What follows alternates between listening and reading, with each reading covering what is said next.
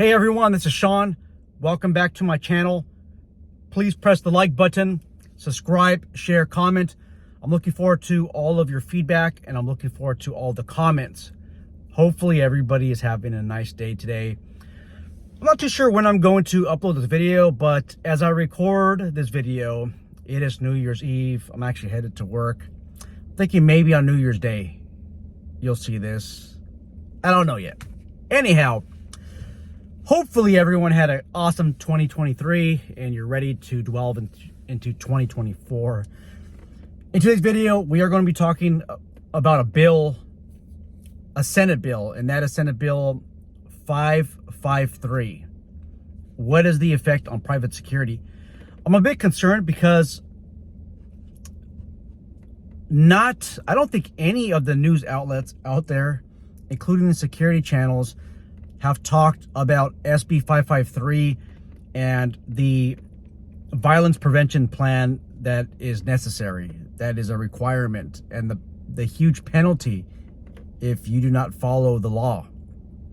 There's been some talk on the media, some discussion about whether or not the store owner in a retail environment can detain somebody for shoplifting.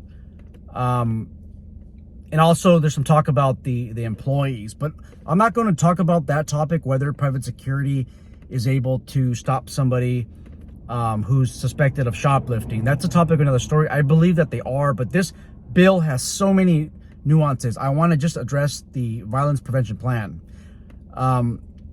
First off, I want to start with, this is a Senate bill that is now law, and it's effective July 1st of 2024. There's other components of the bill that are effective already, but the violence prevention plan has to be done by July 1st of 2024.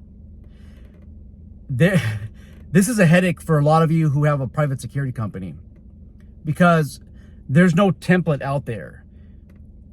The state of California has made this a requirement, yet they are not producing any type of template. What they're doing is they are basically mandating the Labor Department come up with a list of standards by the year 2026. However, this law is effective 2024. So 2 years later, they're going to come up with the standards. And right now, they don't have a template at all. They have no template. So there's a couple ways on doing this, on having your safety plan, your workplace prevention plan. One of the ways is hiring an attorney, which could be rather expensive. You can Google all you want for these violence prevention plans, and there's no California specific plan. I tried to ChatGPT this, and there's so many nuances involved in the law that you're gonna miss a lot, and I don't think it's a good idea to depend on ChatGPT, because once again, there's so many nuances that are needed in order for you not to run afoul with the law. Now, some of you wondering, what's the penalty? Well, the penalty is a strict penalty. If you don't have a violence prevention plan by July 1st of 2024, the penalty is a minimum of approximately $10,000 all the way up to $153,000 per violation. And that is if the act is intentional. So if you act with the intent of not having a plan, I don't know if that's the best way of phrasing it, your fine is going to be anywhere between $10,000 and $153,000. What's your chance of you being cited? I want you to look at the Half Bay Moon tragedy, that incident. There was some type of farm that was over there, and some people, well, too many people lost their life in that event. The Labor Department in California issued a fine of over $160,000. Yes, $160,000. And you're wondering, wait a minute, the law doesn't start until July 1st of 2024. How could they be fined for that much? Well, because you have to have an injury prevention plan, which does include a workplace violence plan. However, with Senate Bill 553, there's tons of new requirements that they added. There's so many nuances that you're going to have to add or rewrite your violence prevention plan that you already have. And if you don't have a plan, I think it's time to start your plan, like today. What I am doing, for those of you who are on the 40-hour private patrol operator leadership and development course, you will have, I don't want to say they were free because you paid for it, but basically you're going to have the ability to upload a sample template that I have created. Now, I'm still working on it, guys and gals. This is taking me a lot of hours. I'm on the 3rd hour of it. I think when I'm done, you're looking at an easy 10 to 20 hours of work. Again, this is nothing that you can just copy and paste, at least right now. I mean, this has to be specific to your job site. And right now, I can't think of any private security specific emergency response plans. All of them are maybe related to a warehouse, office type of work, but nothing related to private security. You can't just find a policy that's non-security specific and just copy it and paste it. Once again, number one, it probably doesn't include the nuances in it. And then number two, the plan has to be specific to the post or the assignment. Okay, so good luck with that one. I want to see what Allied Universal does with this. However, they do have a team of attorneys, and most of us don't. So I'm going to create a sample plan that you guys can use. I'm pausing because it's a lot of work. Should you just adopt that plan that I'm developing?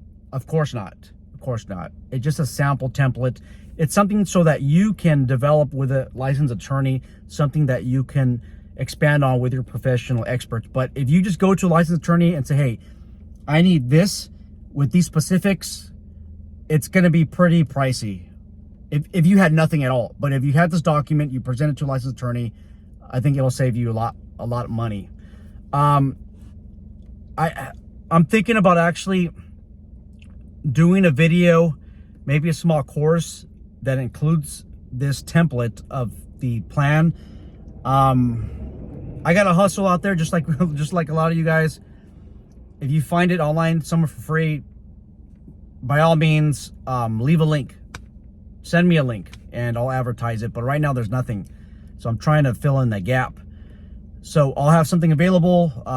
It won't be the same price as the Private Patrol Operator Leadership Development course. Obviously, I'm going to have to put the price down. But if you're in the course already, this is going to be something that's included in the class. Some other parts of this bill include the ability for a union member to file a TRO or workplace restraining order against the harasser. I think that's actually pretty excellent idea. Instead of putting all of the onus, I want to say the responsibility on the person who's being stalked. I mean, that's already a lot of stress being stalked. You get to have a member of your union actually file a restraining order. So I think that is pretty neat. Otherwise, that's all I have. Make sure you guys have a workplace violence plan by July 1st of 2024. If there's anything, if there's a template that's going to come out, I'm hoping that it'll be maybe, that's not for me. It'll probably be in the year 2026, because that is when the legislator mandated the state of California to develop standards. Not to develop a template, but to develop standards. Now, if you're in my course, I have a template for a workplace injury prevention plan, also an active shooter plan. Once again, those are requirements, but with the new law, there are some add-ons that need to be placed on these templates. I mean, a significant amount of add-ons, a lot. I think it's unfair for the small business owner just because of the amount of work. I'm going to spend anywhere between 10 and 20 hours on this document. I don't believe that a lot of small business owners have that time to spend on a document. And what I'm basically doing is I'm getting the Senate bill word for word, and I'm going through every line item that's on there. So every nuance on there, what I'm doing is I'm comparing that to the policy that I'm creating, the sample policy that I'm creating for you guys. Okay, I'm going line by line by line, and I think by doing that, I think we're going to tackle just about all the issues or most of the issues. Okay, those of you who don't have a lot of money, I am here for you. I am going to when I broadcast this video about the nuances in Assembly Bill 553, well, as much nuances as possible, and a bunch of the other Assembly bills and Senate bills. That video will be maybe about an hour, maybe 2 hours long. I'm going to let you know in advance when I'm going to be uploading that video to YouTube. Give me about 2 weeks, maybe even 3 weeks, maybe even a month, but I'll give you a specific date. That way you can watch it. If you miss it, I'm sorry, I don't know what to tell you. You can purchase it later. Or if you are a member of the channel, you're one of our prized members, you could just simply log into your membership account and watch the videos for free. You won't have access to the template for free, but at least you'll be able to watch the video. So that's all I got. If you guys have any questions, concerns, any information you want to add, let me know. Take care.